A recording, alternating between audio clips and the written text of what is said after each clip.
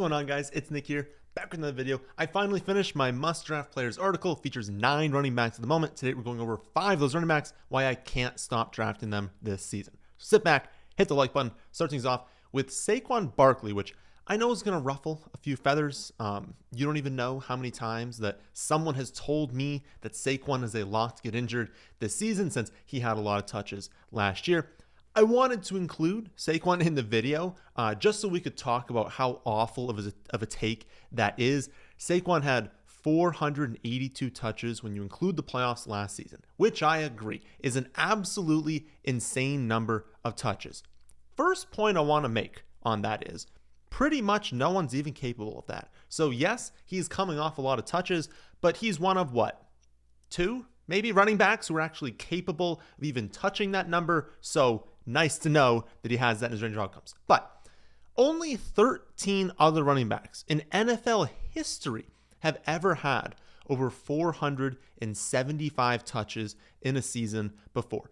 And only 2 of them were able to repeat that production in the following season. So if you stop the analysis there, you'll think, oh no, Saquon's going to drop off.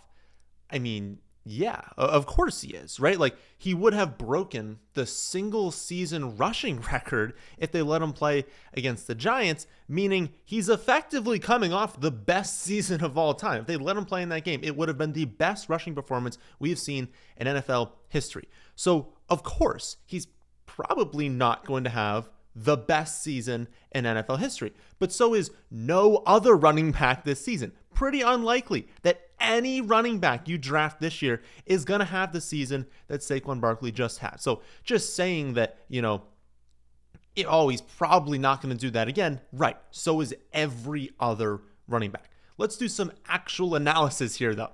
Saquon still would have finished as the running back 1 overall on only 350 touches last season, would have been a top 3 running back on only 330 touches. And to be clear, when you are drafting a running back in the early first round, you are looking for a top 3 finish. People like to make the argument like, oh, if you take him 1, he finishes 2, finishes 3, he underperformed. You don't want that. No, absolutely not. It's a huge misconception. If you knew you were locking in the 3rd best running back in the draft, you would absolutely take that first overall. All you're looking for is a top 3 season. You do not have to get the number 1 overall season taking someone first overall, top 3. Absolutely fine. That will return on your investment. So again, 330 touches would have made Saquon Barkley the running back 3 last season in a really good year for running back. Running back 3 last year, honestly, could be the number 1 running back in other seasons. Remember, those 13 running backs we had in a season that are not named Saquon Barkley, 13 other running backs with at least 475 touches in a year. Guess how many of them had at least 330 touches the following season? 9 of them. Only 4 failed to hit 330 touches, and 3 of them failed because of injury. 10 of the 13 running backs played at least 14 games the following season, and they averaged 370 regular season touches that following season, only 8 fewer than Saquon had last season. So the odds are actually telling us that Saquon is likely going to stay healthy, is likely going to finish as a top 3 running back. 9 of 13 had at least 330 touches. 10 of 13 played at least 14 games. They averaged 370 touches. 370 touches would result in a running back 1 overall finish for Saquon Barkley. When a running back receives this level of volume in a season, it means they're more likely to go off the following season compared to a running back that we're hoping sees this level of volume. Saquon is the best running back in the NFL, playing behind the best offensive line in the NFL on the defending Super Bowl champions. Don't overthink this one. Anyone could get hurt, and people are severely overrating the odds here because they're just too lazy to actually see what the odds are that he gets injured. My second must-draft running back is Omarion Hampton. He was drafted 22nd overall by the Chargers this offseason. He'll step right in as the clear lead running back. Hampton ran a 4.46 second 40, 221 pounds. It gives him a 94th percentile speed score, a 95th percentile sport composite athleticism score. And as per Ryan Heath over fantasy points, the only 2 running backs over the past decade to be drafted in round 1 have a spork in the 95th percentile or higher are Omarion Hampton and Saquon Barkley. That is it. Do you remember week 1? It was a Friday night game when we had the Eagles and the Packers. It was our first time looking at Saquon on the Eagles running behind that offensive line. He had like that weird like negative play on the first play that was kind of blown up. And in the subsequent drives, he didn't like go off or anything, right? He was ripping off like consistent gains, but he wasn't like, scoring like 60-yard touchdowns. But even though he wasn't ripping off any big gains, you could just tell by watching that he was going to be a league winner if he stayed healthy, just because every single play, it seemed like had he broken the tackle, he would have scored a long touchdown. And that's the feeling I think we're going to get with Hampton this season. I think you're going to look at these runs and be like, man, if that guy didn't bring him down, he's gone for a big gain. And with a back this big, this powerful, sometimes they're not going to be able to bring him down and they're going to rip off the big plays. So maybe he doesn't drop a nuke right away, but it's going to be pretty obvious. I think right in week 1, that when you're watching him, you're like, oh yeah, he's a stud. The line is good. The offense is good. Like, I'm really excited about the Chargers offense this season. Justin Herbert had to play through plantar fascia and a high ankle sprain for most of last season. He was really banged up, and he still had a really good season. Even they were mediocre on the ground. Like, that's why, they got rid of the running backs. That's why they went after Najee. They went after Omarion Hampton because they didn't really like what they got on the ground last season. They weren't terrible, but in this system, you should be really, really good. And they weren't really, really good. They started off hot, but they kind of got cooked down the stretch. They were good. Like, even with these injuries to Justin Herbert, this was a great offense, 11-6 record in a brutal division. I think in year 2, with Jim Harbaugh, with Herbert healthy, Ladin Quinton developing, and some good additions. All these guys aren't going to break out, but I like the additions of Trey Harris, Gadsden, Conklin. I've talked about Keandre Lambert-Smith looking decent in camp. Like, they've added to this team. This is a young team, a developing team. Like, they are really, really ascending. And of course, Hampton. I think Hampton just really elevates this ground game. He's going to be someone they're able to lean on. I think he's going to have a great season. I think he'll put up running back 1 numbers. And every day in camp that Najee misses, it just puts him further and further behind Omarion Hampton. And even if Najee returns, which I think he's going to, I'm saying this and I'm doing this analysis thinking like he's probably going to be good to go in week 1. If that doesn't happen, then oh my goodness, like the upside for Hampton is crazy.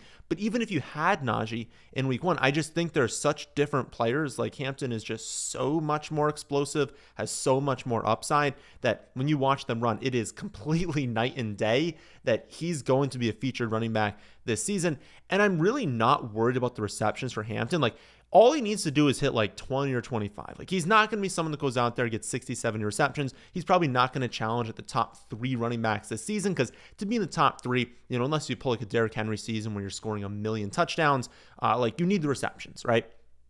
I don't think that's going to be there, but as long as it gets to like 20, 25, I think with the rushing volume we're expecting, with the rushing touchdown expectation that we have, he can absolutely still get there as a running back 1. And even last season, you look at things like they weren't throwing the running backs that much last season, but through 13 games, J.K. Dobbins had 32 receptions. So again, I'm not really that worried about the receptions for Hampton. Maybe he can't finish top 3, but he can definitely finish like top 5 in a good year, and that's going to be a great value for where you're getting him. My third must-draft running back is Ken Walker. I know he's been frustrating player to roster throughout his career, but the lack of a breakout has not been talent related. Like, I don't think anyone can watch Ken Walker play and think, oh, yep, he's not talented. He's not a good running back. That's the reason he's not breaking out. It's been really unfortunate injury timing mixed with poor offensive schemes, a bad offensive line. Last year, he averaged 3.7 yards per carry, 6.5 yards per reception. I probably don't need to tell you that those are really bad numbers. Again, scheme was trash. Offensive line was basically like a brick wall with some holes in it. Like, they never moved forward at all. And then there was always someone unblocked into the backfield waiting for Ken Walker. This season, unfortunately, the O-line is still pretty bad. But I think this scheme is going to be so improved that it's really going to help the offensive line perform better. Let's not forget how elite the Saints looked to start last season. They scored 47 points in week 1. Running backs accounted for 172 yards, 2 touchdowns. Week 2, they scored 44 points. Running backs accounted for 219 yards and 4 touchdowns. And that's not even counting Taysom Hill, who's technically a running back, but I didn't even include him in the numbers. They lose Taysom Hill. They lose their center in week 3. They lose multiple defensive players in week 4. They lose Derek Carr in week 5, Shaheed Olave in week 6, and we're just never even remotely healthy from that point on. Yet despite mass injuries to this team, Alvin Kamara, even at 29 years old, had his most explosive and productive season since 2020. You could argue okay, yeah, the production was there because they had no one else, right? Everyone else was injured. He had the most touches of his career through only 14 games, maybe because they had no one else to give the ball to, and so they had to do that, right? And that's a fair take. But then you would expect extreme inefficiency, right? You'd expect a ton of touches, but everyone knows where the ball is going. If he's not that good, he's just getting touches, then he would have really low efficiency.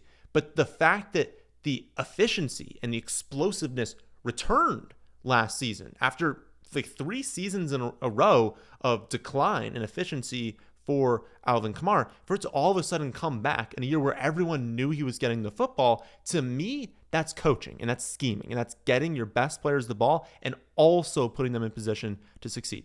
And the cherry on top is that the scheme we're talking about for Kubiak uses a ton of outside zone. Ken Walker historically has been much better in outside zone, and Charbonnet has been much worse in that system. So it's also a system that really sets up well for Ken Walker and not for Charbonnet. I think this is the season that Ken Walker explodes. I think he's an amazing pick as a running back 2, easily has running back 1 upside.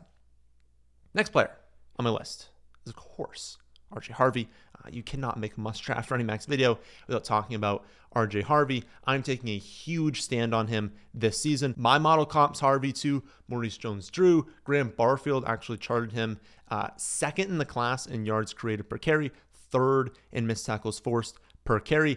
I thought before the draft, in the pre-draft process, that he was the most underrated running back, when people were talking about where people would go. And then he goes way earlier than expected, and he lands in the perfect spot, joining Sean Payton in Denver. Sean Payton has a very, very long history of elite running back backfields for fantasy. Over his last 10 years that he's coached, his backfields have been top 4 in running back targets 9 times in 10 years. They dropped to 8th last year just because all the running backs ended up being terrible.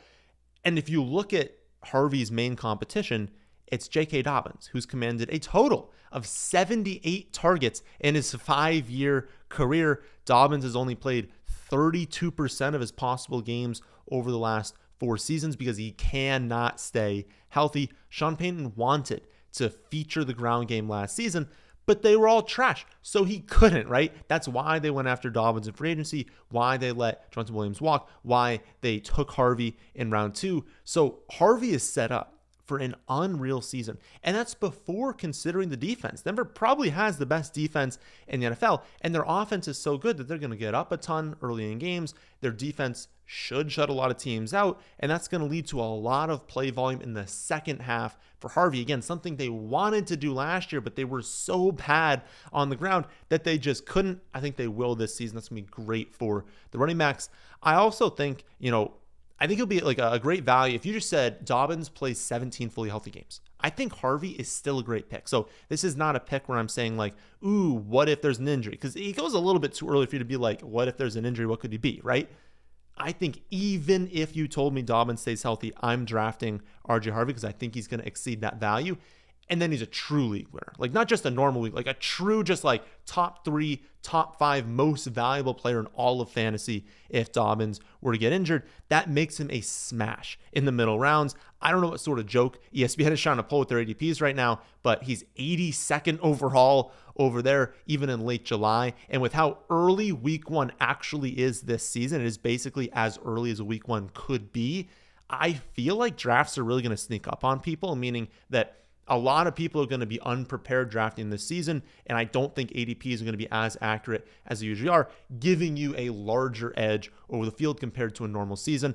And if you want, to just make absolute sure that your edge is as large as possible, you can see a ton of premium content on my website, thefantasyfootballadvice.com. I did a huge project this off season where I attempted something that no other content creator has done before. I was able to collect over 5 million redraft leagues, all the results from those leagues, so I could help build a draft strategy helper, the tool that you can access on the app that allows you to input your league size, your scoring format, how many wide receivers you're starting, how many flex spots you have.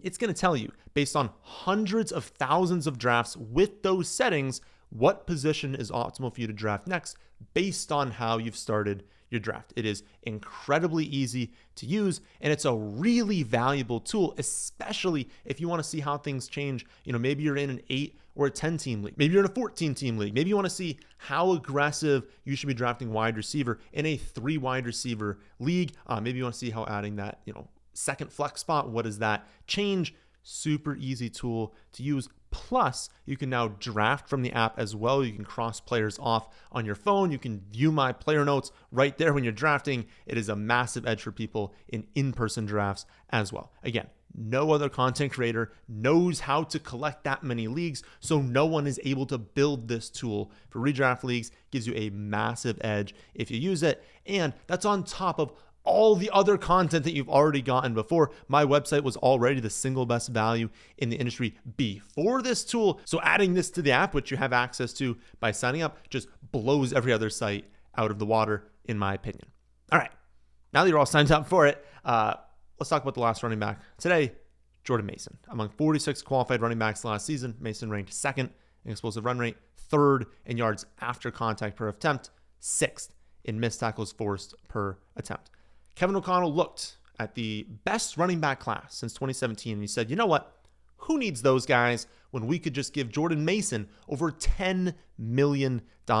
Mason is going to make a higher average salary than Omarion Hampton and Travion Henderson. He's going to make way more in guarantees than Harvey, Caleb Johnson, and all the running backs drafted after them. Again, this is the best running back class since 2017, and without hesitation, in mid-March, the Vikings traded for Jordan Mason and then signed him to a 2-year, $10.5 million deal with a lot guaranteed. Then at every opportunity since then, Kevin O'Connell and his coaching staff have said, they needed to improve at the goal line. They think Jordan Mason can do that. They view Mason as a complete running back. This week, offensive coordinator Wes Phillips, he's talked up how natural Mason is a pass catcher, being like, listen, you guys didn't see it in San Fran because didn't ask him to do that, but he can run routes. He's natural as a pass catcher, and they're not worried about him in pass protection. Jordan Mason is going to operate likely as the 1B this season, but it's really just he's going to have a different role than Aaron Jones. He's going to get a lot on the ground, but it's going to be Jones kind of having that 2-minute drill, those passing down snaps, and then Mason at the goal line. And of course, goal line is the most important job in fantasy. That's where, all the most valuable touches are going to be. And it's on one of the best offenses in football, on a team with one of the best defenses in football. It's a similar thing with Harvey, where it's like, this team is going to be up a lot late in games. They're going to use Mason. I don't think they're going to kill the clock with Aaron Jones. Aaron Jones is going to be like, if we're losing in games, we have Aaron Jones going out there trying to rack up receptions, playing hurry up. But honestly, the way they're talking, it wouldn't even be exclusively Aaron Jones. The way they are talking is they view these two interchangeably. Yes, Aaron Jones is a better pass catching back, but that doesn't mean if they get down in a game, it's only going to be Aaron Jones. The way they are talking, they are still going to use Jordan Mason as part of a game plan when they get down. And again, I think Mason's just a better early down running back than Aaron Jones. And so when they get up late, when they're at the goal line, it's going to be Jordan Mason time. And to be clear, I think this is a situation where he's pretty much a lock when healthy to return value, and then he's a league winner if things go his way. And I feel like people view that as Aaron Jones gets hurt, which obviously that's one of the ways he's a league winner. But to be clear, I don't think that's the only way. I don't think the only way that Jordan Mason is a league winner this season is if Aaron Jones gets hurt. Aaron Jones is going to be 31 years old in December. There is just a possibility that Jordan Mason is a better running back at this point, and that it's Jordan Mason getting the 1A job, and that it's him getting more of the early down work, all of the goal line work, and still some work in the passing game. And then maybe it's Aaron Jones being used as more of a change of pace running back, not getting any touchdowns, and having that third down role most of the time, but not 100% of the time. And then when it's late, they want to kill the clock, it's going to be Jordan Mason. So I think that outcome still exists even without an injury to Aaron Jones. I just think it's a pretty easy thing to say, when in doubt, draft a goal line running back that's proven to be a really good running back in the past on a team with an elite offense and elite defense. Especially when they're going 142nd overall on ESPN, is ranked outside the top 110 players on Sleeper. Again, week 1 is early this season. I know that these ADPs are going to adjust, but drafts are happening so much sooner than you think they're going to happen.